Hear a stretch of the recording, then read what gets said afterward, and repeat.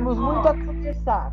Temos muito a conversar. A pauta de hoje é cuidando do cuidador ferido, especialistas em situações de primeira vez. A gente está expert já nessas situações, né? A Paula já está gravando. A imagem da Júlia, para mim, está congelada. Ai, meu Deus. Não, eu tô vendo mexer a boquinha dela. Mexe, Júlia, mexe a boquinha. Estou mexendo a boca. Vocês estão me ouvindo? Eu tô vendo a boca dela mexendo. Olha! Gente, vai ser hoje mesmo? Tá ou parecendo nós vamos fazer um teste? Ô, Karina. Oi, Nelly, oi. Sabe aquele peixinho que você mandou? Não sei que situação aquele peixinho. Isso. Aquele peixinho eu achei fantástico, porque eu achei que ele respirava direitinho. Então, sabe o que eu fiz? Eu mandei para os meus netos, para que quando eles ficassem muito agitados, eles pegarem o peixinho e respirar junto com o peixinho.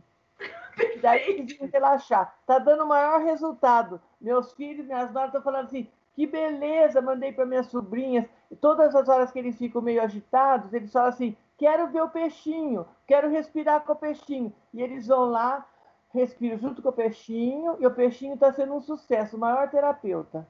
Eu acho que a gente já também pode, né? Porque a gente já começou a gravação e começou a nossa roda de conversa. Eu vou pedir para que nós 4 possamos respirar como peixinho. Até porque é muito pertinente esse título, né? Cuidando do cuidador ferido, especialistas em situações de primeira vez, merece para nós 4 uma respiração. Vamos fazer isso nós 4? Vamos lá. Puxa o ar. E solta o ar. Puxa. E solta. Mais uma vez, puxando pelas narinas.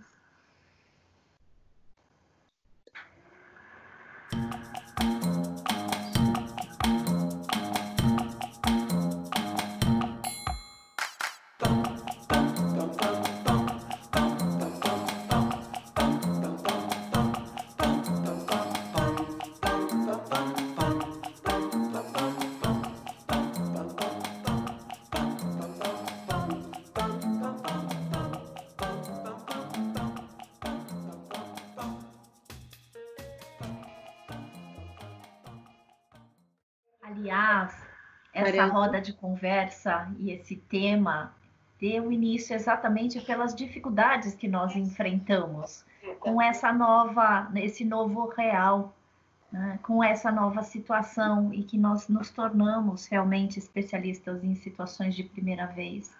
Então, Nelly, o que você traz e a colaboração da sua amiga, né, é extremamente emocionante e tocante, para que a gente realmente possa repensar em tudo que a gente tem enfrentado agora. Eu também fiquei muito emocionada, sabe, quando eu conversei com ela.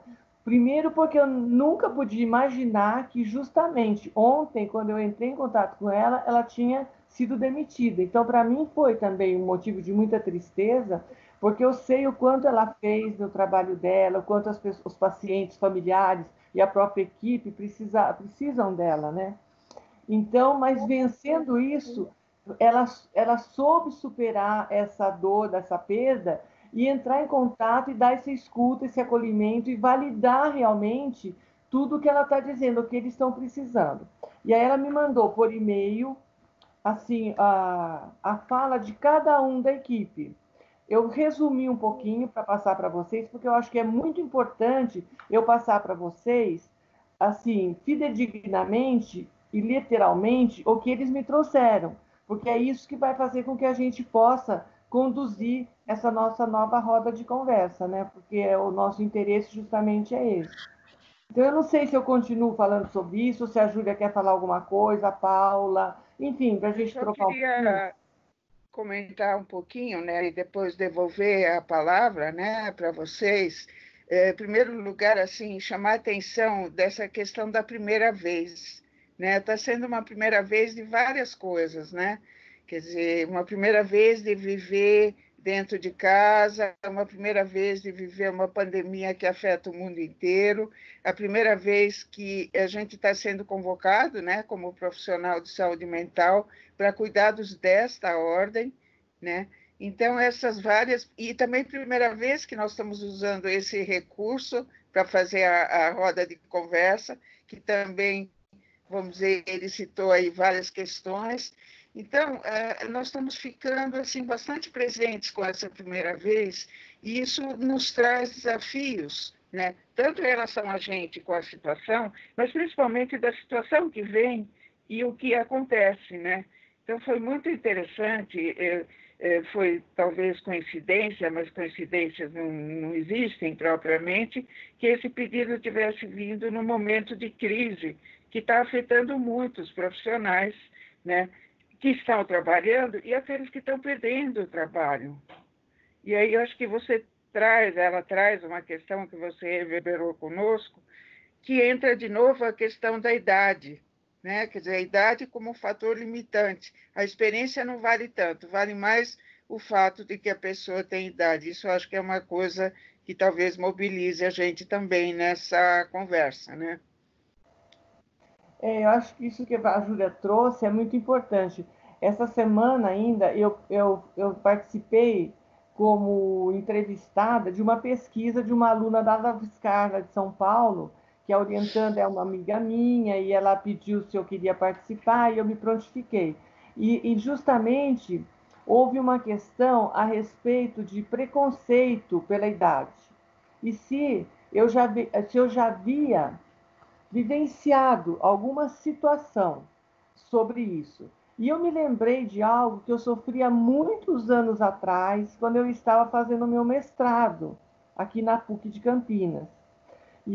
Porque eu fiz a psicologia um pouco mais tarde, a Júlia sabe de toda a minha história, eu fiz a psicologia mais tarde, já era um pouco... acho que a Paula também já sabe, porque eu escrevi lá na apresentação, né, Paula? E, e depois eu já embarquei no mestrado. E eu estava numa aula, dessas aulas que a gente tem no mestrado, e um professor, eu tive bolsa, eu ganhei bolsa pelo CAPES, por conta da prova, né, que a gente faz para a introdução no mestrado, e conforme a nota que você atinge, você tem direito a uma bolsa ou não. E eu tive direito a uma bolsa, e eu tinha mais uma aluna também ao meu lado, que era já uma senhora também. Eu tinha meus 50 e tantos anos já, né? Quase 60. E esse professor, durante a aula, ele falou que ele achava muito injusto essas agências de bolsas fornecerem bolsas para pessoas que não iriam aproveitar muito tempo essa bolsa, né? Que essa bolsa seria mais para os mais jovens, que teriam mais tempo para utilizar todo esse conhecimento, essa experiência que estavam adquirindo numa pós-graduação. E aquilo realmente foi uma surpresa geral, né? Porque eu principalmente, que estava sendo diretamente atingida, porque a outra senhora não tinha bolsa, mas eu tinha, né? Então, eu me senti diretamente atingida. E para mim foi uma surpresa muito grande, porque eu nunca podia imaginar que numa aula de mestrado, por um professor que já tinha bastante experiência, pelo menos conhecimento teórico, que ele tivesse essa fala, né, numa sala de aula, né? E a minha surpresa foi que, enquanto eu estava naquele momento digerindo tudo aquilo, logo após a aula, aquele mix de emoções ali vivenciando, as alunas mais jovens, que a grande maioria eram mais jovens, eram umas 12, 13 alunas, elas estavam indignadas e falaram para mim: olha, Nery, mesmo que você não queira, nós vamos levar isso ao conhecimento da coordenação, porque eu acho que isso não tem cabimento.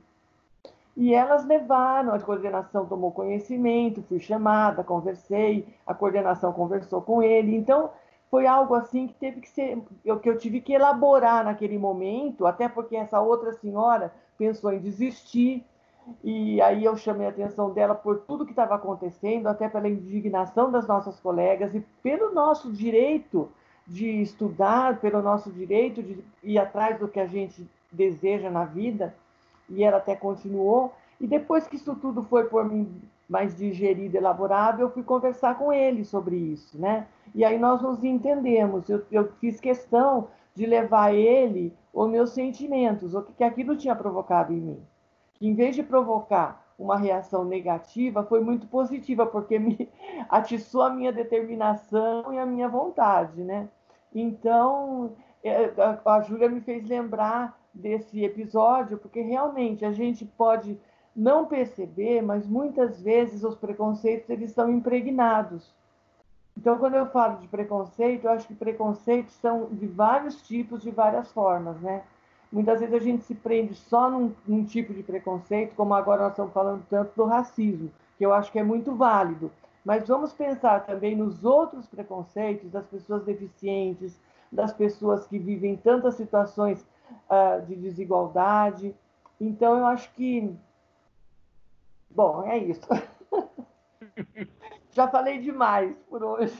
Não, você falou tudo, né? E assim, não é demais, nunca é demais, né? A tua sabedoria, Nery, enquanto você estava falando, eu precisei até tomar um copo d'água, porque eu fiquei tão assim, né? A minha garganta começou, e essa é também a ideia que a gente também tem para valorizar o cuidado.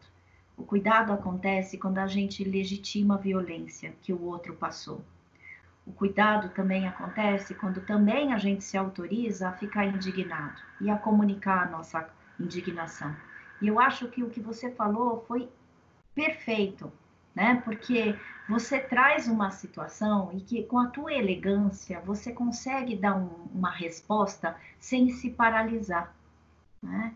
Porque, querendo ou não, você está falando de preconceitos e quantas vezes a gente não se dá o direito e a gente não consegue ter confirmado o nosso direito de ser, de fazer o que a gente quer, né? Feliz da psicologia que te tem hoje, né? Feliz de nós que temos você como colega, né? Então, assim, muito bacana, né? Porque você ainda responde para este professor, né, que estava te julgando e julgando muitos outros idosos, né, e outras pessoas que não, como se não tivesse direito a uma bolsa, né, e que eu acho que isso não é uma ideia correta no sentido de que, ó, né, todos têm direitos. E aí, né, a gente infelizmente tem nessa roda de conversa uma advogada, né, que fala sobre os direitos.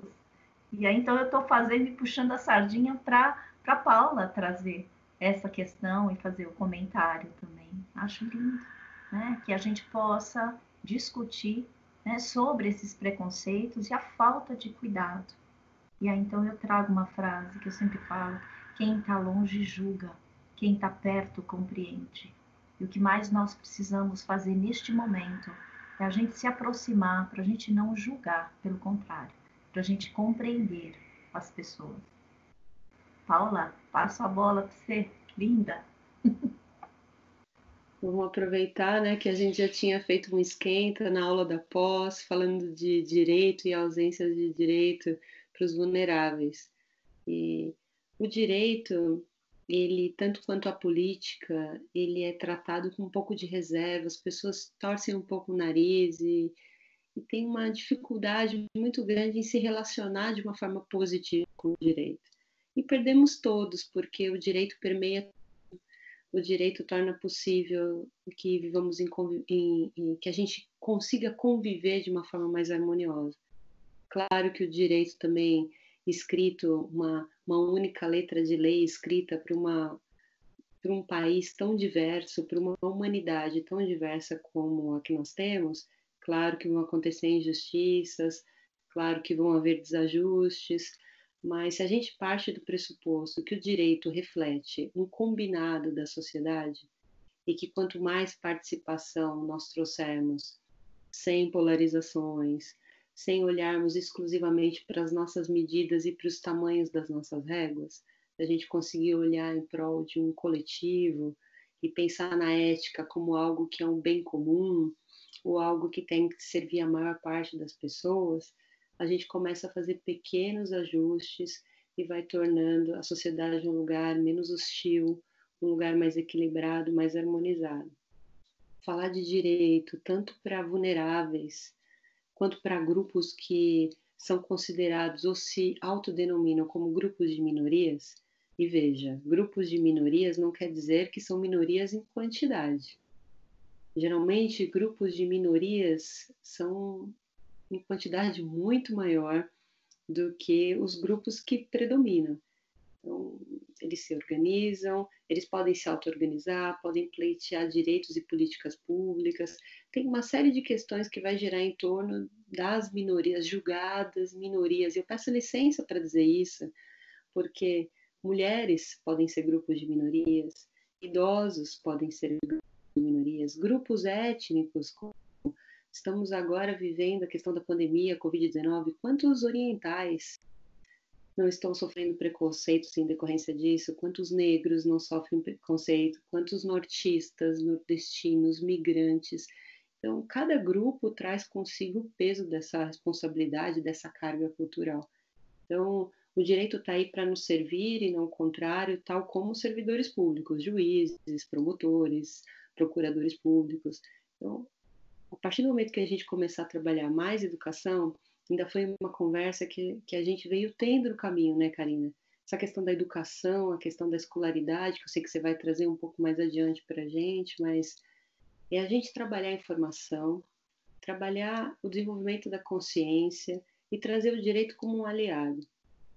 A nossa Constituição Federal, ela é belíssima, uma das mais extensas, ela chega a ser uma poesia, inclusive, ela é linda, a letra de lei é linda. Só que quando a pessoa que não tem aqueles direitos e garantias fundamentais atendidos vai ler a Constituição, a pessoa não acha ela linda, acha ela uma utopia, se sente ofendido, desrespeitado. Porque com o salário mínimo você tem que prover tudo, tudo. Lazer, educação, transporte, alimentação, tudo, tudo. E a gente sabe que não é possível, que o custo de vida aumenta a cada dia e não atende o que vem a legislação. Mas, em compensação, puxando um outro paralelo, a gente tem o Estatuto do Idoso, tem o Estatuto da Criança e do Adolescente, que, se forem compreendidos, trazem prerrogativas que beneficiam muito essas faixas e escalas da sociedade. Então, é um exercício diário que a gente tem que fazer, trazer profissionais, pessoas mais do que profissionais, mais do que escolaridade, trazer profissionais que estão trabalhando em inteligência emocional, que se reúnem em grupos multidisciplinares, transdisciplinares, e que o direito e a política para dentro dessas discussões, tal como a gente está fazendo agora, para desmistificar que isso é assunto para um ou para o outro, e para a partir daí a gente começar a construir o mundo que a gente quer viver, né? Eu penso que eu posso contribuir dessa forma, com essa fala, não entrar no meandro da lei, mas ficar aí à disposição para quem está acompanhando a gente nas rodas de conversa, saber que pode trazer esses temas que a gente trata sim, vamos estudar, se a gente não souber a posição da maioria, eu digo maioria dos tribunais, a gente avalia e vai trazendo esse aparato jurídico aí para auxiliar no que for possível. Muito bom. Posso fazer um comentário? Claro, deve. Você é mestre. Então, aqui. vou fazer um comentário misturando as duas, as três, né? Com tudo que foi falado aqui. Acho que teve um dado muito importante quando a Nelly trouxe, né, a situação da colega, né, que né, para conversar um pouquinho das dificuldades e dos problemas e tal, e aí ela pôde falar, então, dessa situação mais difícil. E aí eu queria ressaltar um ponto que eu acho que é fundamental, que é a comunicação, né? Quer dizer, da gente poder falar sobre esse tipo de coisa. Eu acho que durante muito tempo os profissionais de saúde, eles foram de alguma forma calados, né? A tarefa principal era cuidar do outro, cuidar da melhor forma possível, com empatia, com compaixão, né, estar sempre disponível e tal, mas não havia essa preocupação, não havia esse local para falar das suas próprias questões, das suas dúvidas, do seu sofrimento, né? Então a gente já vinha vendo assim um certo movimento, né, de retomar essas questões, de fazer rodas de conversa na instituição para falar das situações mais difíceis ou de sentimentos, e aí essa ideia, né, Karina, que eu acho preciosa, né, que de longe tudo parece uma coisa, quando você chega perto, você vê, né, que o profissional de saúde está sofrendo muito. Aí desabou uma pandemia na cabeça, né, que trouxe uma questão vamos dizer, de sobrecarga, né? Começou uma sobrecarga muito grande de médicos, de enfermeiros, né, com toda aquela tarefa imensa em relação a cuidar das pessoas com sintomatologia grave, e depois começou a pegar os profissionais de saúde mental, porque junto com a pandemia, vamos dizer, começou a haver uma discussão sobre uma pandemia mental, né? De risco das pessoas que estão sofrendo as situações, e de repente os profissionais estão no meio desses grandes sofredores, né? Seja porque tem maior risco de contaminação, seja porque a carga de ajuda que está sendo demandada é imensa. E aí a gente fica pensando como é que uma instituição de saúde demite profissionais de saúde agora, né? É uma coisa que a gente tem que realmente conversar muito, né? Estou pensando, você falou sobre direitos e tal. Puxa vida, como é possível uma exigência, eu diria quase sobre-humana, em relação a profissionais, né? Que o risco de profissionais adoecerem é muito grande, estão adoecendo, portanto, precisam de outras pessoas, né? E como que é possível pensar em demissão nesse momento, né? Mas, enfim, a gente está falando, vamos dizer, sobre a questão tão importante da gente poder falar, ventilar, discutir, né? Trazer esse mútuo apoio para enfrentar a situação de cuidar dos outros, mas também ter um respeito e um cuidado consigo, né? Então, essa é uma questão que tem me pegado bastante, né?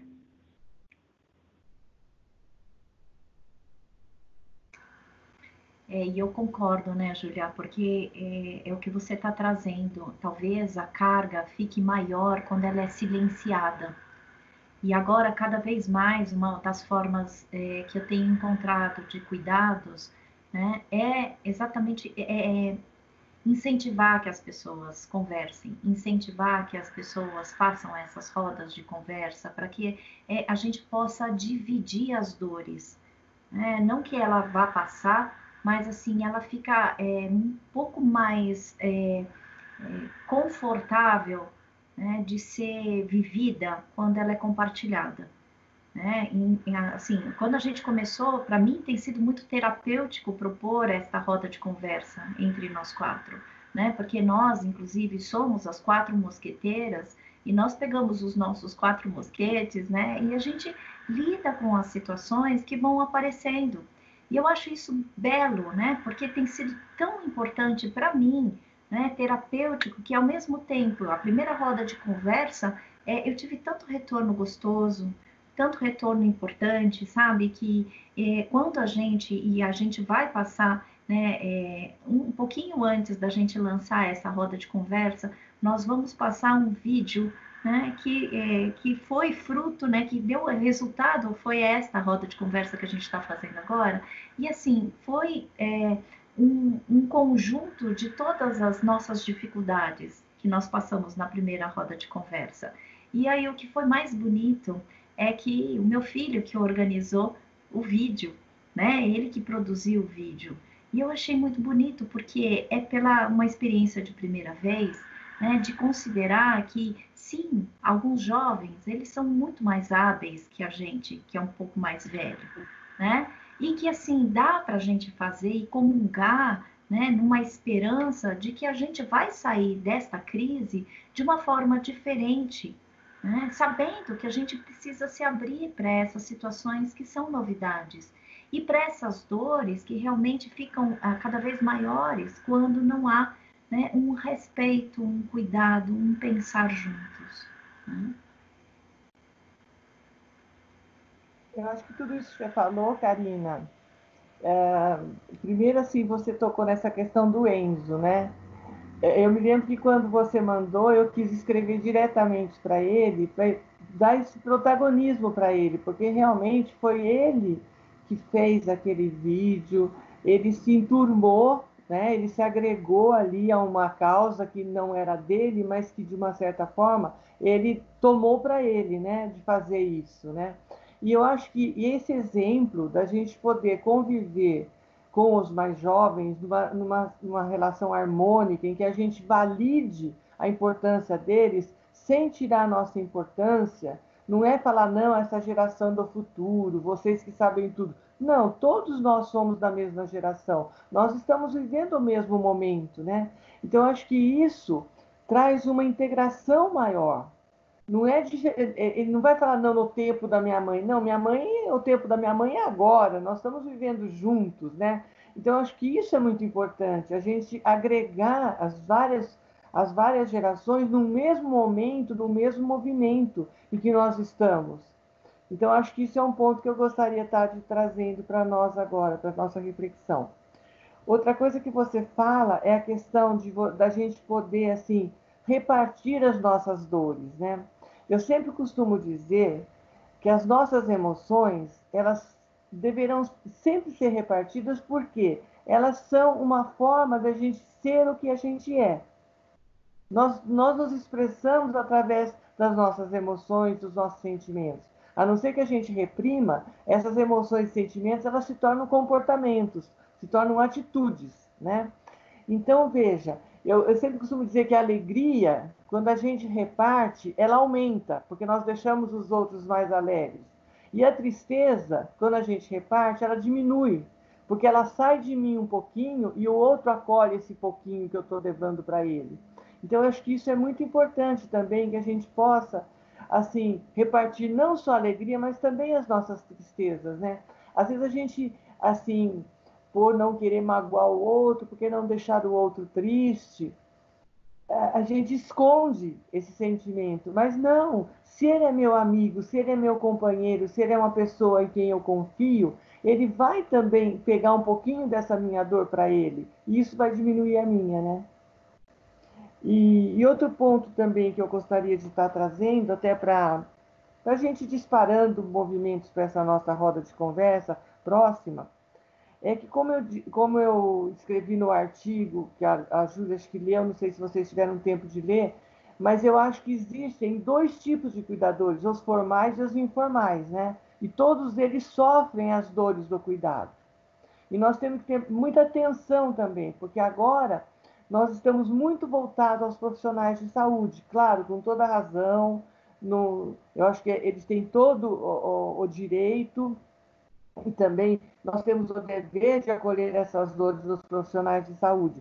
Mas eu conheço muitos cuidadores anônimos em casa. Até quando eu falo no artigo, é o seguinte, que o cuidador profissional, ele é por escolha. Ninguém foi bater na nossa porta e falar, olha, você vai ser psicólogo, você vai ser médico, você vai ser... Não, a gente batalhou para isso. Nós estudamos, nós nos capacitamos, enfim, foi uma escolha assumida. Foi um compromisso que nós, dentro do nosso autoconhecimento, a gente percebeu que nós tínhamos condições e tínhamos qualidades que nos ajudavam e nos favoreciam a escolher essa profissão. Então, foi uma escolha assumida, que eu acredito, até coloco isso também, já coloquei naquele capítulo do seu livro, que é uma escolha que nós temos que rever a cada dia para nós garantirmos essa escolha, para nós validarmos essa escolha, para que a gente não passe a ser um robô dentro dessa escolha. Agora, tem pessoas que se tornam cuidadores, não é por escolha, pelo contrário, às vezes a pessoa não tem nenhuma habilidade para trabalhar como cuidador de um paciente, de um idoso. Ela não gosta de hospital, ela não gosta de médico, ela não pode ver sangue, ela não pode nada. E, de repente, ela tem que fazer tudo isso. E, muitas vezes, os profissionais de saúde jogam aquela responsabilidade naquela pessoa. Olha, você vai ter que fazer isso, vai ter que fazer aquilo. Como se aquela pessoa fosse preparada a vida inteira para assumir aquela responsabilidade. Nesse capítulo, eu cito alguns exemplos que eu acompanhei de pessoas que não tinham habilidade nenhuma, vontade nenhuma e nem o dever nenhum de cuidar daquela pessoa. E, no entanto, ela tem que assumir e fazer aquilo da melhor forma possível. Eu sinto nojo, mas eu tenho que limpar tráqueo. Eu não aguento limpar uma tráqueo, mas eu tenho que limpar. Porque se quando o profissional de saúde chegar aqui e não estiver limpo, ele vai me punir, vai reclamar disso. Por que você não fez o que você teria que fazer? Então, vocês vejam que para cuidar de cuidadores, nós temos que ter essa habilidade também de cuidar também desses cuidadores, que hoje estão vivenciando situações muito difíceis, porque eles também, muitas vezes, estão prisioneiros ao lado de pessoas que estão necessitando de uma alegria, de um entusiasmo. Eu acompanho aqui a minha vizinha que tem 100 anos e ela tem uma cuidadora, e essa cuidadora tem que estar sempre bem, de saúde, passar o dia todo com uma senhora de 100 anos que já não conversa muito, que já não entende uma piada, que já não gosta de um programa de televisão, e ela tem que ficar ali. Vocês já imaginaram as emoções e os sentimentos que passam por essa pessoa durante um dia todo? O cansaço, o desânimo, porque você cuidar de uma pessoa assim também vai te mostrando realmente o que é a vida, o que te espera. Se eu vivi até essa idade, muitas vezes eu conversando com cuidadores, assim, até informais que cuidam de idosos, eles falam, eu não quero viver muito. Viver muito é muito triste. Eu vou ter que ter alguém que cuide de mim e às vezes eu não tenho nem afinidade com essa pessoa. Alguém tem que me dar um banho. Então você veja quantos cuidados essas pessoas precisam, né? Eu acredito que essa pandemia, ela veio escancarar para nós situações que já acontecem há muito tempo e que ninguém dá conta disso. Agora parece que chamou atenção. Olha o que está acontecendo, tá vendo?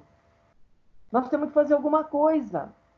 Tanto que você veja, está havendo assim um boom de vídeos, de lives, de tudo. Por quê? Porque as pessoas agora estão se sentindo incomodadas, muitas vezes, porque, puxa, mas estava tudo isso acontecendo e eu não estava vendo? Precisou ou precisou essa prisão, essa clausura, né? Como eu estava escrevendo outro dia, em umas anotações minhas. Precisou tudo isso para a gente realmente pensar, nossa, a coisa está feia mesmo, né? Por onde nós estamos caminhando? Onde vai dar tudo isso? Nossa, eu acho que essa pandemia, gente, foi assim, uma bênção. Nós estávamos precisando disso, o mundo estava precisando disso, sabe? Que foi uma coisa assim que pegou, não foi só o Brasil, pegou tudo.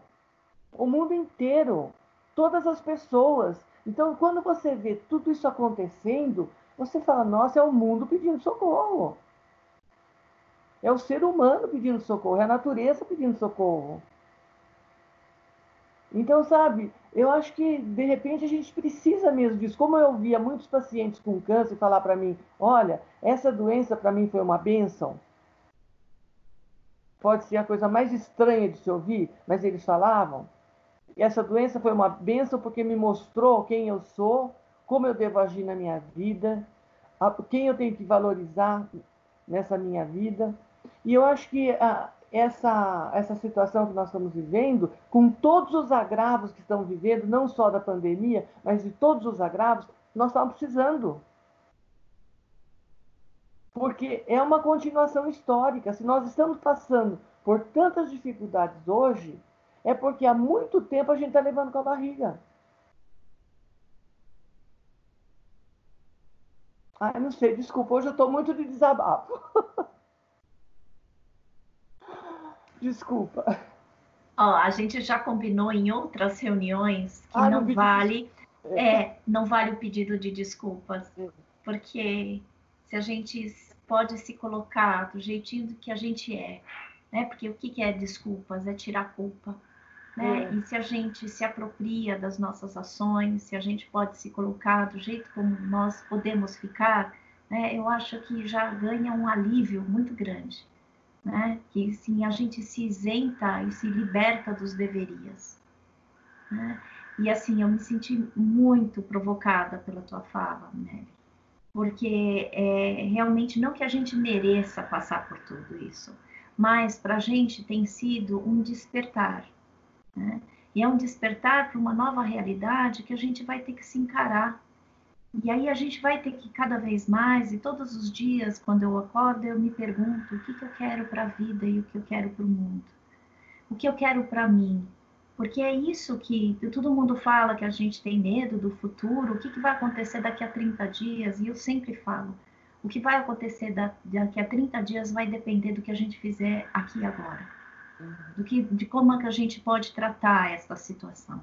Porque não é uma situação fácil, mas realmente funciona como um wake-up call, né? Quer dizer, tá falando, o mundo tá falando, a natureza tá falando, olha pra gente, porque agora todo mundo tá ameaçado. Estamos ameaçados na nossa existência, na nossa imunidade. Isso é realmente muito sério, né? Quando a gente vê o nosso amigo morrendo, né? Não é uma coisa gostosa, não é uma coisa fácil. Então, assim, cada vez mais a gente precisa desenvolver e ampliar as facetas do cuidado. E as facetas do cuidados, né, dos cuidados, são essas que se apresentam. Como é que a gente vai responder a todas as adversidades e essas dificuldades? Então, o teu desabafo também é o meu. E bate aqui no coração, Nelly. Eu só tenho que te agradecer. Mas aí tem as meninas também, as outras duas mosqueteiras. Falo primeiro, Paulo, fala você? Sempre Então, você, Júlio. Oi? Sempre você, pode? Não. Sempre nós quatro. Então, eu acho que a Nelly tem um poder, eu recomendo, depois a gente pode deixar em anexo, em algum lugar, a indicação do capítulo, até para quem tiver interesse em ler, se aprofundar, porque é uma análise muito importante, escrita antes da pandemia, né? Mas muito válida para antes, depois, durante e sempre, né? E é interessante essa divisão entre os dois lados, né? O profissional, que é uma preocupação muito grande, nossa, hoje talvez eu diria que mais ainda, ou talvez sempre foi, mas agora está mais escancarada, mas a questão também do cuidador familiar ou do cuidador informal. Mas eu diria mais do cuidador familiar até certo ponto, porque o cuidador informal, profissional, vamos dizer, mas que não é profissional de saúde, mas que recebe um pagamento e tal, ele não deixa de ter uma certa escolha também. E eu tenho visto muitos cuidadores assim maravilhosos, inatamente cuidadores, né? Agora, o cuidador familiar também há os que são inatamente cuidadores, mas há os que não são. E cuidar de uma pessoa adoecida, a gente até sabe. Travou. Acho que, bom, não sei da história da Paula, mas Karina, Nelly e eu fizemos, né?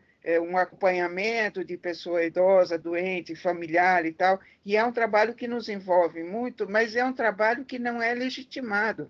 Então, muitas vezes, até nas próprias instituições, falam, não, mas você é familiar, o nosso trabalho aqui é com o paciente, então, o familiar muitas vezes fica como o paciente oculto, aquele que não é nossa função, não precisa, né? E a gente vê, principalmente quando é paciente com doença avançada, em programas de cuidados paliativos, até que tem o cuidado familiar institucionalizado, que às vezes é o familiar que sofre muito mais, porque o paciente está lá, está cuidado, está sem dor, está recebendo, é legitimado e tal, e o familiar, né? O familiar mesmo diz, não gaste tempo comigo, procura trabalhar com o paciente, ele precisa mais e tal, né? Então, eu acho que essa que você está trazendo uma questão muito importante, né? Do acompanhamento, do cuidado, da legitimação, dizer, não, você deve falar, abre teus sentimentos. Como é que a Karina brincou com você, não peça desculpa porque não tem culpa, a mesma questão é do familiar, né? O familiar que está sofrendo, que não sabe, que às vezes fica triste ou tem raiva. Como é que eu posso ter raiva de um familiar? Como é que eu posso, vamos dizer, ter medo e tal? Eu preciso estar firme, eu preciso estar bem sempre. Então, esse espaço de legitimação, eu queria trazer um pouco para a discussão, uma coisa que começou com o trabalho da Karina, da Paula aqui nessa roda, a respiração e depois a meditação, que seria a questão da introspecção, né? Da gente olhar para dentro, ver o que a gente está sentindo, o que é isso, e a gente mesmo se autorizar ou legitimar esse sentimento. Sim, tem horas que eu tenho raiva, não queria estar lá, e não queria fazer outra coisa. Tenho medo, como é que é? Essa pessoa está sofrendo e eu não sei o que fazer e tal. Então, eu acho que essa ideia de poder compartilhar, claro, os amigos sempre são importantes, mas às vezes a gente precisa mesmo de um cuidado profissional, de alguém que olha para a gente e diz, olha, isso que você está vivendo faz parte, não precisa pedir desculpa, né? É uma coisa que faz parte do existir humano. Você tem direito de sentir isso, né? Então, né, essas são questões que acho que é que vocês, né, eu acho que vocês têm mais jeito para falar dessa coisa mais emocional. Eu sou mais assim, meio, sei lá, né, tenho mais dificuldades um pouco, mas vocês me alimentam, né, nessas coisas que a gente está conversando e fico pensando, meu Deus do céu, é isso mesmo. Eu adoro esse grupo porque nós somos diferentes e muito complementares. Então, Júlia, quando você manda um comentário seu, eu sei que eu já vou dar muita risada, porque você vem de uma forma muito lúcida, muito pontual e consegue transformar, às vezes, um assunto difícil que a gente está discutindo, você transforma e traz uma leveza, e eu gosto demais, demais. Estou sempre me divertindo muito. Se eu pudesse, eu deixava você e ficava ali ouvindo qual era a sua opinião sobre todas as coisas que eu penso. Você me traz tranquilidade, ou quando a gente está muito ansiosa, você fala, não é para ser assim, você dá um break, você vai desacelera. A Nelly, Pode contar sempre, Paula, sempre. eu conto. Eu fico muito, eu me sinto amparada, me sinto assim, eu sei que eu posso falar qualquer coisa que vocês vão falar, peraí, vamos pensar, vamos refletir sobre isso. A Nelly vem com essa doçura, vem trazendo com essa sensibilidade. Na nossa última reunião, que não foi na roda de conversas, ela teve uma fala muito profunda que ficou ecoando na minha cabeça, quando ela disse que somos todos da mesma geração, e quando tem um bebê, ainda tinha, eu acho que era o bebê da Lid, que estava na reunião, e aí ela traz a comparação de que ela e o bebê são a mesma geração, e é porque é isso que eu acredito. Eu pauto meu trabalho sempre que eu estou pensando em tratar a maturidade, o envelhecimento, seja no podcast, seja no direito, porque é assim que eu vejo. A gente está tudo. Nós não estamos na cauda do cometa, nós estamos no cometa, naquela bola de fogo pulsante, estamos todos ali, né? A Karina vem com esse costurar, com esse olhar, com essa potência de mulher, de profissional. Então, assim, essa pandemia me trouxe vocês. Então, é claro que a gente, quando a Nelly fala a pandemia foi uma bênção, se a pessoa está descontextualizada, ela pode ficar chocada, mas são olhares, diversos olhares que a gente tem que ter sobre esse fenômeno. Estamos em luto, claro, e ninguém está dizendo que isso foi bom acontecer, mas isso me parece que era um momento que a humanidade precisava desse chacoalhão. E, bom, são coisas que a gente acha, né? Não são coisas que a gente consegue constatar, mas a sensação que eu tenho é que isso falou para todo mundo pausa e agora vamos repensar. Então, a pandemia me trouxe vocês. Então, esse grupo, o qual eu me sinto parte, me sinto pertencente, vem em decorrência de todo esse turbilhão de coisas. E eu sei também que veio porque eu estava aberta e disponível para aceitar novas pessoas na minha vida, porque eu estava disposta a aceitar fazer várias coisas de primeira vez também, porque eu estava disposta a rever meu posicionamento como pessoa, como advogada, como integrante desse mundo, como ser humano. Então, não é fácil. Ninguém aqui pode me convencer de que esses momentos todos que a gente vem passando, inclusive de mudanças, são fáceis. Eles não são.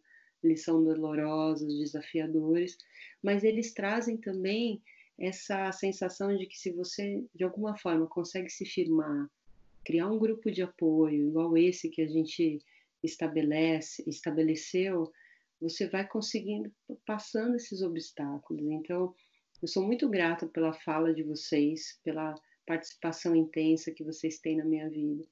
E sobre a situação do cuidador, esse cuidador familiar, esse cuidador invisível, esse paciente invisível, que é muito real.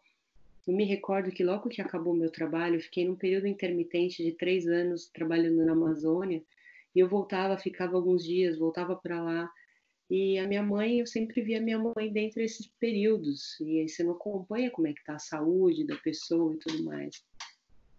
Logo que o trabalho encerrou, que eu já firmei base novamente em São Paulo, minha mãe teve problemas de saúde e eu tive que socorrer e levar. Nós temos um plano de saúde que atende eminentemente pessoas idosas, né? O core deles é esse, atender pessoas de mais de 60 anos.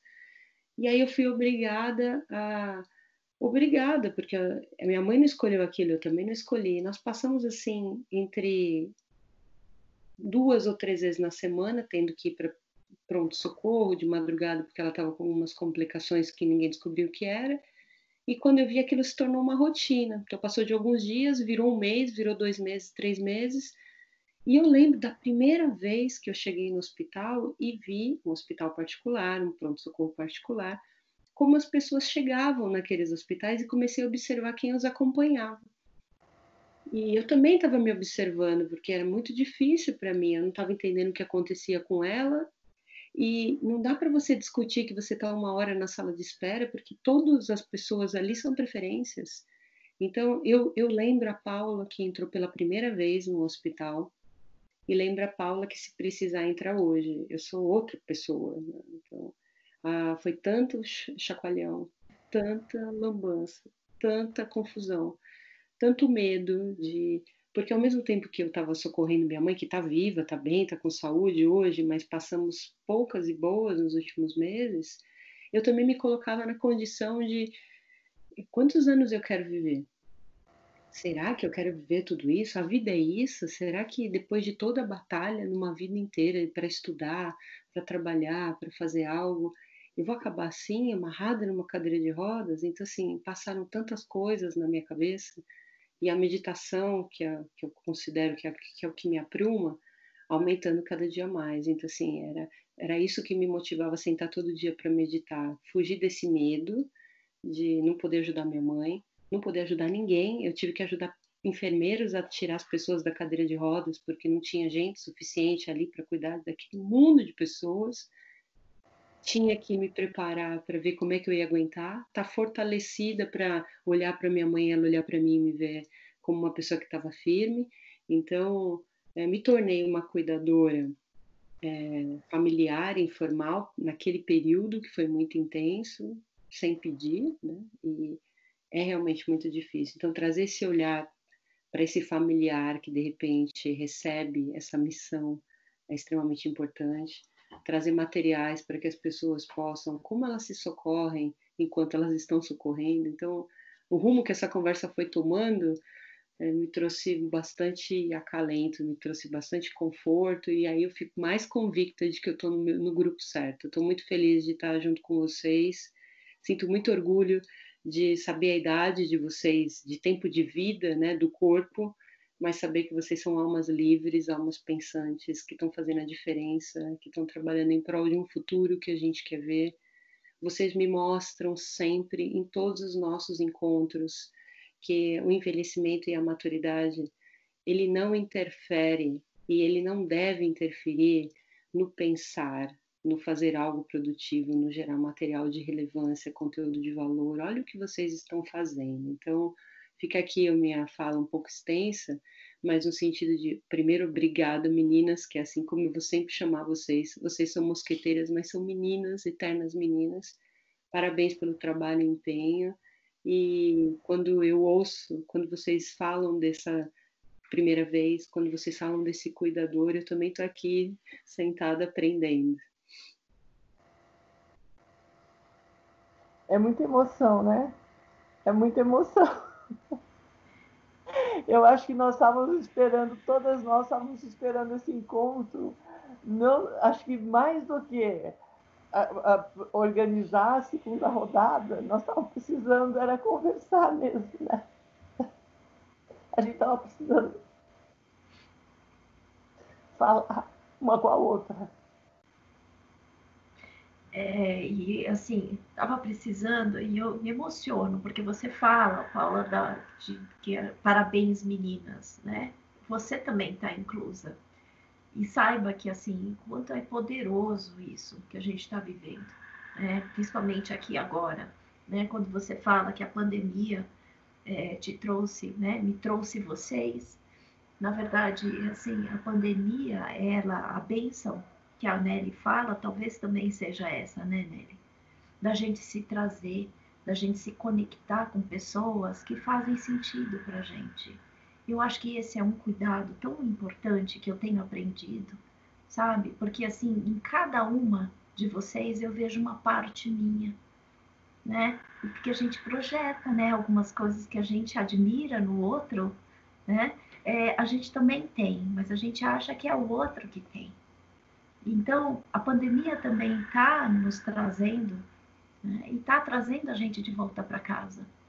E eu acho isso lindo, porque assim vai reverberando, né, a elegância, a sensibilidade da Nelly, a voz aveludada da Paula, a beleza de forma de vida que você tem, Paula. Né? O humor da Júlia, que é uma faceta que eu tenho descoberto. Enquanto eu era doutoranda e pós-doutoranda da Júlia, eu não sabia de tanta essa faceta, mas o que eu tenho me divertido, sabe? Então são facetas diferentes que isso tudo compõe realmente, como você bem falou, Paulo. O cuidado. A gente tem descoberto, e isso foi uma descoberta de experiência de primeira vez, porque a gente se abriu para a gente estar juntas, né? A gente se disponibiliza.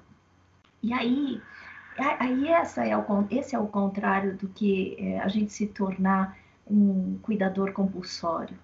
Né? Porque o que também Nelly traz, e que nós, quando somos obrigados a cuidar do outro, por amor, né? Simplesmente por amor. Né? E a gente começa a entrar numa labuta de dedicação, só que é de uma forma compulsória. Não foi uma escolha. Só que mesmo assim a gente precisa fazer a nossa parte. E isso também é bonito. Né? Então, quando você traz esse cuidador, né, que não é o cuidador, né, profissional da saúde, mas um cuidador que entrou para ser cuidador por tabela, eu acho muito lindo isso, né? Eu acho muito importante mesmo, porque quantos de nós, agora na pandemia, não estamos sendo obrigados a cuidar daquilo que a gente não foi contratado, né? E aí, então, a gente precisa realmente ampliar nosso escopo de visão, de percepção de vida. Quantas e quantas... Eu, né, comecei a fazer máscara, né, costurar máscara. Quer dizer, eu fui paga para isso, eu sou psicóloga.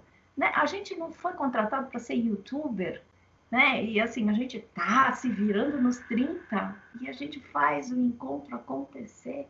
Essa é a melhor forma de cuidado, da gente conseguir resgatar uma esperança de que o cuidado está nisso que a gente se propõe a viver. É lindo isso, é lindo. Eu tô assim aos prantos, assim, chorando. Ainda bem que você chorou. Porque eu falei assim, gente, eu sou conhecida como a mais chorona das 4 mosqueteiras. Então você me deu o consentimento. Não é só você, não.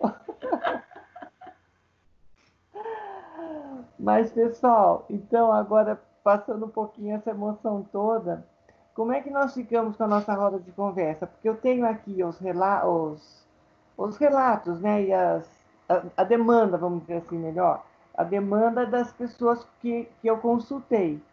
E elas estão pedindo o link, elas vão querer assistir a nossa roda de conversa e com certeza vão esperar alguma abordagem, inclusive porque eu falei para elas que seria tudo anônimo, que nós não iríamos dizer nome de ninguém, mas que seria apenas assim alguns disparadores para que a gente pudesse estar atingindo as pessoas que realmente necessitam, né? Então, Eu tenho aqui, eu posso passar isso por e-mail para vocês, se vocês preferem, eu posso passar por e-mail e a gente pensar, então, depois da nossa roda de conversa, como que nós vamos, como é que nós vamos estar, assim, abordando esses temas, que, na verdade, são muito parecidos, mas são muito diferentes também, né? Porque cada um traz a sua maneira, né? Então, eu tenho um resumo do pessoal do CRI, que é o Centro de Referência dos Idosos, que não estão podendo trabalhar diretamente com os idosos agora, por conta do Covid-19, e eles estão, então, se programando, atendendo assim por telefone, porque muitas vezes nem por vídeo eles conseguem, mas eles estão atendendo por telefone e se preparando para uma volta, que eles estão assim muito preocupados porque não sabem quando vai ser nem como vai ser. Tudo bem. Então tem essa demanda que eu posso passar por e-mail para vocês. Aí eu consultei também uma profissional que ela é fisioterapeuta e ela trabalha nessas instituições de idosos, nesses abrigos de idosos. Então ela trouxe o sofrimento dela mesma, as inquietações que ela tem. Tem essa equipe que eu falei para vocês que a Sara me passou, que tem vários profissionais, tem médicos, tem enfermagem, tem vários, eu posso passar para vocês também por e-mail tudo que ela me mandou.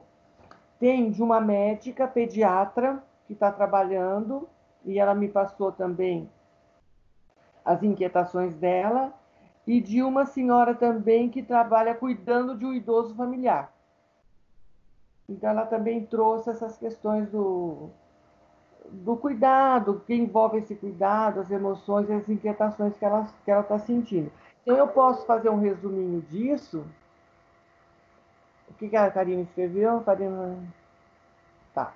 Então, aí eu posso passar por e-mail para vocês e a gente perceber como que nós vamos estar podendo, assim, de alguma forma, abordar isso para que eles se sintam contemplados, né? Ouvindo a nossa roda de conversa, que eles se sintam contemplados e lembrados. Puxa, não foi à toa que eu colaborei, que eu participei. Eu acho que seria muito, muito, assim, respeitoso, né, para elas se sentirem contempladas nessa nossa roda de conversa. São várias as possibilidades que nós temos aí de resposta. Eu não sei, a Paula, quanto tempo nós vamos ter nessa roda de conversa, essa segunda roda de conversa, né? Para a gente poder equilibrar tudo que a gente tem que contemplar, tudo que nós temos que abordar. Então, nós vamos ter que ter um cuidado, porque o assunto, vocês percebem, a partir de hoje, a gente percebe que o assunto é muito abrangente, né? Só de falar do cuidador formal e do cuidador informal, talvez a gente até pudesse dividir aí em duas rodas de conversa, porque o cuidador informal, nós abordamos alguns aspectos, inclusive quando a Karina fala da gente, assim, assumir esse compromisso do amor, não é um compromisso de trabalho técnico, profissional, mas é um compromisso de amor.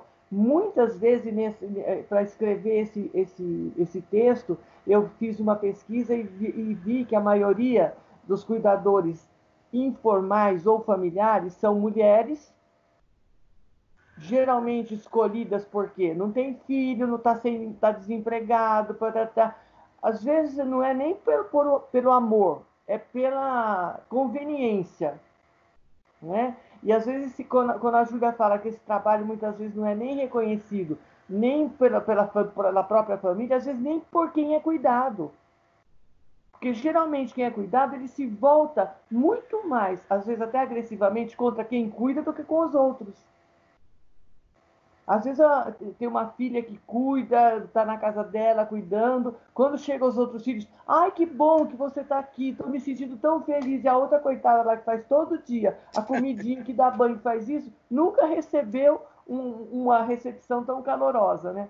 Então, são vários aspectos também desse cuidado familiar e informal que nós poderíamos estar abrangendo. Eu não sei o que vocês acham, mas eu não sei se nós vamos poder contemplar tudo numa roda de conversa só. Eu sugiro. Olha, na minha opinião, acho que a gente deve fazer o seguinte, né? Nessa a gente acabou falando mais pessoalmente aí, mas levantou muitas questões importantes, hein? Eu acho que nesses depoimentos foram trazidas várias questões, né, que já iluminam alguns pontos, né? E eu penso que a gente pode propor uma próxima conversa, até estávamos trocando aqui, né? Uma próxima roda de conversa para essas questões que vieram, né? Então, mandar, né, para nós, e a gente já tem aí uma data eventualmente pensada, é só uma questão de confirmar, né? E aí a gente se dedicaria a debater, conversar, a iluminar, enfim, essas questões para ser um retorno, né? E aí a gente vê se precisa mais uma, né? Porque, de repente, a gente pode fazer uma série, ou enfim, a gente vai vendo, né, de acordo com como a gente vai se colocando, né? Como nós temos modos diferentes e complementares, né? Somos 4, né? É interessante porque tem maneiras, pontos de vista e tal. E aí a pessoa que está nos acompanhando, e nós mesmos, quer dizer, em primeiro lugar, e as pessoas que estão nos acompanhando também vão poder ver aquilo que mais cabe, que mais faz sentido e tal, né? Então, é legal isso, a gente poder ter esse tempo para trabalhar as questões que tão gentilmente foram apresentadas, né? E, enfim, eu não sei como é que está a organização do tempo aqui, né? Talvez para a gente poder falar algumas palavras ainda e depois... Não tem encerramento? Tem encerramento? Sei, Eu né? acho que é legal, seria bom a gente caminhar para a finalização. Adorei essa proposta, Júlia, concordo, né? Precisa ver se Nelly e Paula também concordam. Acho que assim, tem aquela frase que fala, né? O caminho se faz no caminhar. E a gente está fazendo exatamente, né? Todo esse projeto de roda de conversa é no caminhar, né? E eu acho lindo isso, porque a gente não tem script, a gente tem, né? A Paula, antes da conversa, eu falei assim, eu vou ler a pauta. Ela falou assim, olha, quanto mais orgânico for, melhor. Eu falei, é mesmo, né? Porque também para que tanta organização assim, numa situação tão bagunçada que a gente tá? E foi lindo. Então, assim, a ideia é que a gente realmente possa contemplar e acolher todas as, né, inquietações que a Nelly trouxe, né, e gentilmente também pediu para que as pessoas pudessem colocar. Eu acho que a gente tem um espaço extremamente fértil, a gente já tem uma outra data já marcada. Então, assim, a ideia é fazer essa sequência. E quantas vezes forem necessárias, né, a gente vai fazer essas rodas de conversa até a gente ficar tonta. O dia que a gente saturar, aí a gente para. Mas eu acho que pelo andar da carroça, tá lindo, né? Então, assim, eu sugiro que a gente possa falar as palavras finais, né, para que a gente possa se despedir. Aí a gente lança essa roda, segunda roda de conversa, e a gente já com a promessa de acolher todas as inquietações que a Nelly levantou. A gente vai tentar um jeito de colocar também o link do artigo. Eu não sei como é que a gente pode, né, mas do capítulo que a Nelly e que você mencionou e que ela lindamente escreveu, que eu tenho certeza, ainda não li, mas lerei, né? Mas a gente pode pensar, né, nessa terceira roda de conversa. O que vocês acham? Ótimo. Eu acho que sim.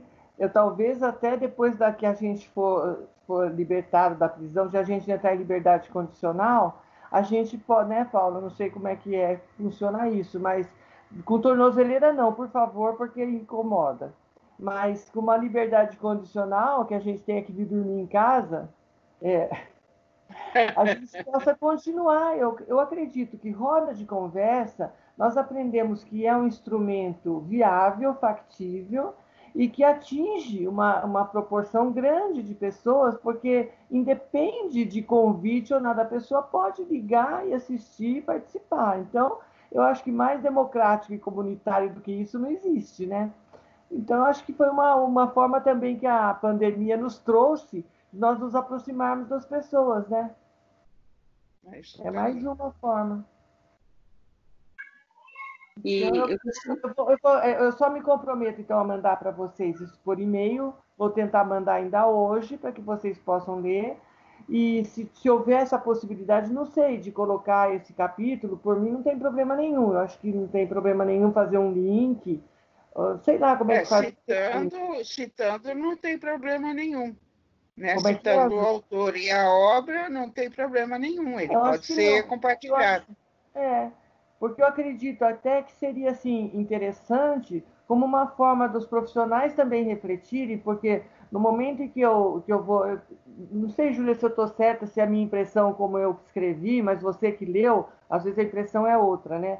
Mas eu acredito que além dessa distinção entre cuidadores e puxar também esse compromisso do cuidador profissional e legitimar a dificuldade de um cuidador informal e familiar, porque muitos deles podem se ver retratados ali, que estão obrigados a cuidar, né? Mesmo sendo da família, como eu trago alguns exemplos que você viu bem, da menina, da garota que era estuprada e teve que cuidar do pai agora.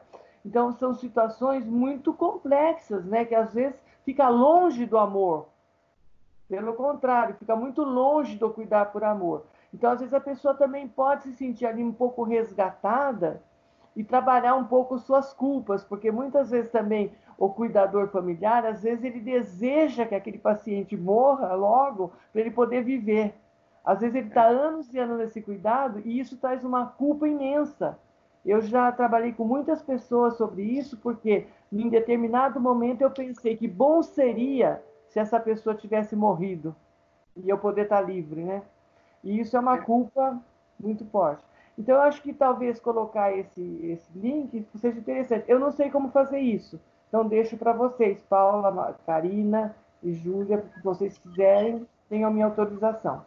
Nós podemos colocar o link depois no descritivo do episódio, subir o arquivo, isso a gente faz, fica tranquila. Tá bom. A gente coloca o acesso para quem tiver interesse e encontrar o documento. Concordo muito com a fala da Karina quando disse que o caminho se faz caminhando, e eu acho que a proposta desse trabalho ela é interessante para mim, inclusive, justamente, tem um nenezinho chorando aqui perto, mas faz parte, né?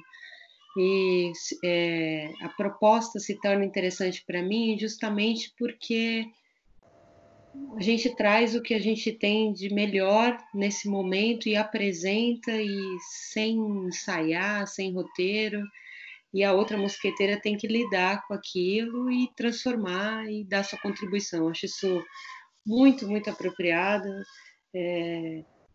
Produtos ensaiados ou programas ou vídeos ensaiados nós já temos muitos, então é legal trabalhar essa outra proposta e quem estiver buscando esse tipo de informação vai chegar, vai contribuir.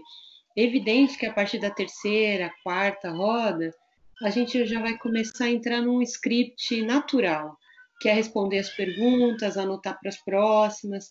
Eu gostei muito de ter podido falar um pouquinho da minha história para vocês também me conhecerem um pouco mais, para quem está acompanhando a nossa evolução e a evolução desse grupo, entendeu ao que cada uma veio. Então, eu fico bastante feliz da gente, com a primeira, fiquei bastante feliz com essa também, e as próximas vão ficar cada vez mais direcionadas, eu não tenho a menor dúvida. Aí a gente trabalha um tema, quem está acompanhando a gente já vem sabendo que vai ser discutido aquele tema. A gente pode pensar futuramente em ter um canal específico para receber essas perguntas dos profissionais e vocês trabalharem. Isso daí fica fácil. Difícil é encontrar pessoas incríveis mesmo, igual vocês aí, com tanta experiência. Isso não é uma rasgação de seda, é realmente compensa, porque vocês, a cada dia eu venho conhecendo, acompanhando o trabalho, e vocês têm a academia e têm a experiência de vida. Então, esse mix que faz toda a diferença para quem é um novato ou para quem está com muita coisa e não consegue pensar, poder vir beber dessas fontes. Então, obrigada por hoje. Eu me despeço já, transmito a palavra para vocês, me despeço e Paula, até a terceira roda de conversa. Ainda não, vou te interromper, porque eu gostaria que você, né, porque o subtema desta roda de conversa é especialistas em situações de primeira vez, e que foi inspirado no episódio 29, Novo Real do Momento Cast.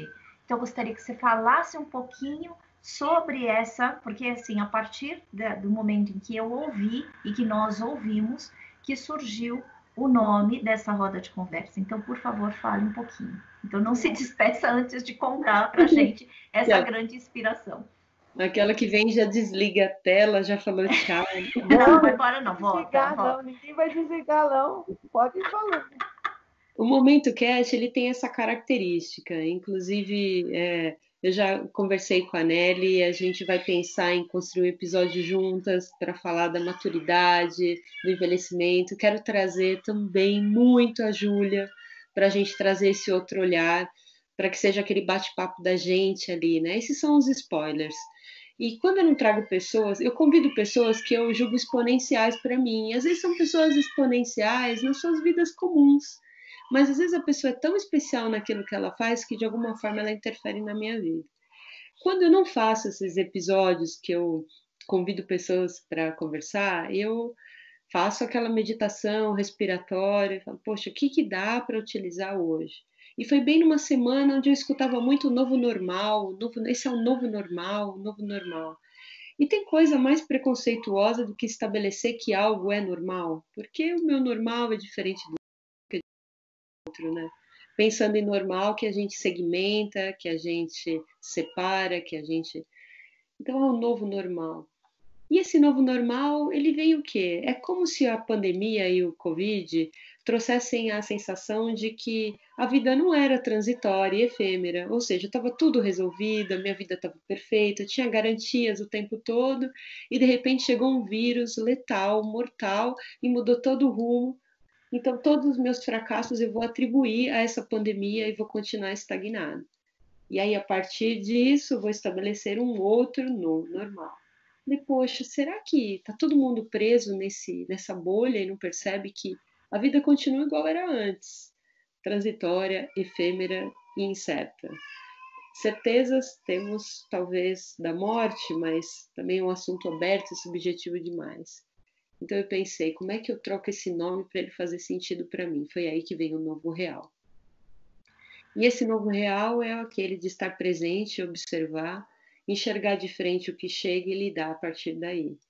E eu peguei um caderno, que eu tenho esse hábito de anotar ideias, eu furto frases, furto. Então eu ouço frases, eu adoro estar tomando um café e ouvindo quem está preparando o café conversar e a pessoa diz uma frase e eu anoto no meu caderno. Só que eu sempre anotei essas frases antes de me tornar podcaster.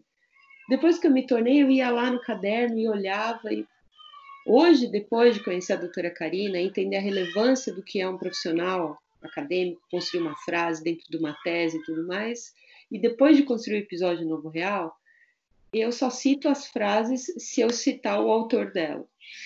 Quando eu anotava as frases, eu não tinha a preocupação, eu sabia que não ia publicá-las, né? Hoje a gente já sabe que, se você escuta, se tem vida, tem jeito, quem vem na nossa cabeça na hora, né? Vem a doutora Karina. E aí, a partir daí, quando eu comecei a fazer o episódio, eu fui pegar o caderno, né?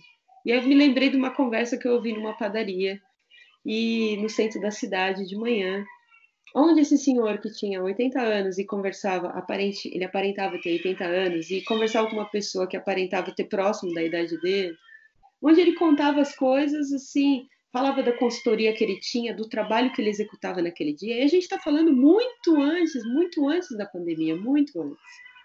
Eu só não contei um detalhe no episódio que ele me diz assim, a mesa que eu estava tinha uma tomada embaixo. E ele me disse assim, Broto, você me dá licença? Eu posso ligar o meu laptop nessa tomada? Foi aí que eu comecei a observar e prestar atenção na conversa dele. Então, dentro da linguagem que ele tinha já no sistema dele, por conta da idade e tudo, ele se comunicou perfeitamente comigo, ligou o laptop dele, me chamou de broto e começou com essa conversa com esse outro rapaz, onde ele dizia que ele era um especialista de primeira vez. E ele deu uma verdadeira aula para esse interlocutor dele, para mim também, que o meu café tinha que ser rapidinho, que eu tinha outro compromisso, mas eu falei, não, eu vou ficar aqui ouvindo essa aula. Eu não sei se isso é abusivo, se isso é um pouco invadir a intimidade do outro, mas se você fala numa altura de voz e não se importa com quem está do seu lado, você não se importa se as pessoas vão estar ouvindo, né? E lá ele conta que a consultoria dele, ele era especialista em resolver equações impossíveis, em solucionar questões e tratar com situações de primeira vez. Falei, poxa, é isso. A roda de conversa é uma situação de primeira vez. Quando eu me propus a desenvolver um podcast sendo advogada, aquilo para mim era uma situação. Quando a gente vai editar um vídeo nosso, agora não é, mas o primeiro era uma situação de primeira vez. Então a gente se cerca de amigos, de grupos de apoio, se cerca do Google Literatura, se cerca de firmeza, de fé, confiança e a gente vai embora. Então é a minha contribuição. E aí sai o episódio do Momento Cast, o Novo Real, que era um novo real também foi reaprender a ler as minhas anotações, pedir licença para citar frases de pessoas que eu não tive a preocupação de anotar, e até isso se tornou uma situação de primeira vez. Agora, lidar com o podcast com essas frases de forma diferente. Então, foi uma grande lição para mim e fico muito feliz quando a Karina me fala que isso inspira e traz a roda de conversas, porque a gente não tem limites, né? E se a gente tiver sempre ética, transparência, essa irmandade que a gente estabeleceu de uma apoiar a outra e da gente fazer tudo em prol de um bem comum, em prol de um bem maior, onde é que a gente vai pisar errado, não é? Legal.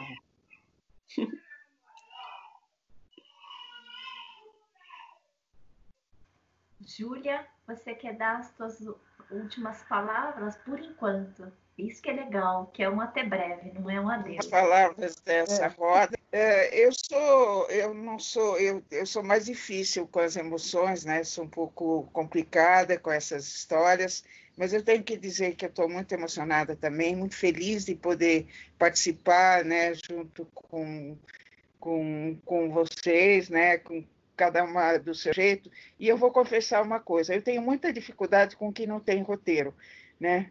Então, essa fala de que nós estamos caminhando e estamos construindo esse nosso processo à medida que a gente vai fazendo é um grande desafio para mim, né? E eu estou muito feliz de topar esse desafio com vocês, né? De aceitar que nem tudo tem, que demora um pouquinho para a gente entrar, acertar as coisas e tal, mas é uma aprendizagem muito importante para mim. Muito obrigada por fazer parte desse grupo e até a próxima roda, né? Aguardando já com expectativa. Foi um prazer enorme estar fazendo novamente com vocês aqui. Acho que sim, né? Eu dei um Google aqui para falar o nome do autor dessa frase: o caminho se faz caminhando. Tá falando aqui o Google, que é do Antônio Machado. Então, assim, para a gente reconhecer as autorias, para a gente reconhecer, isso é cuidado. Isso nada mais é do que cuidado, né? Reconhecer as produções, as autorias, mas eu não estou falando só, né, da produção escrita, da produção do que a gente tem feito aqui. E eu reconheço em vocês, né, a autoria e a forma como cada um, né, cada uma de vocês tem compartilhado a tua história, porque é essa história que a gente está compartilhando. Nada mais é do que eu comecei a me dar conta de quanta beleza tem.